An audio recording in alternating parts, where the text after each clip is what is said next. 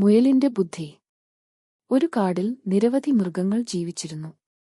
അവരിൽ ഒരാൾ ചെറുതായൊരു മുയൽ. ചാടിയും ഓടിയും കളിച്ച് സന്തോഷത്തോടെ ജീവിച്ചിരുന്നുവെങ്കിലും ഒരു പ്രശ്നം ഉണ്ടായിരുന്നു. കാട്ടിലെ പുലി ഇടയ്ക്കിടെ വേട്ടയാടാൻ വരും. ഒരു ദിവസം പുലി മുയലിനെ കണ്ടു. "ഇന്ന് നിന്നെയാണ് ഞാൻ ഭക്ഷണത്തിന് പിടികൂടുക" എന്ന് പുലി വിളിച്ചു.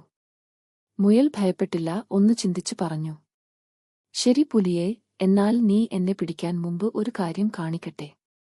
എന്റെ വീടിനു മുന്നിൽ മറ്റൊരു വലിയ പുലി ഇരിക്കുന്നു. ആദ്യം അവനെ തോൽപ്പിച്ചാൽ മാത്രമേ ഞാൻ നിന്നെ അനുഗമിക്കൂ." പുലിക്ക് കോപമായി. "എവിടെയുണ്ട് ആ പുലി?" അവൻ ചോദിച്ചു.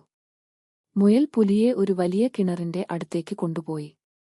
"ഇതാ നോക്കൂ, കിണറ്റിനുള്ളിൽ തന്നെയാണ് അവൻ" മുയൽ പറഞ്ഞു.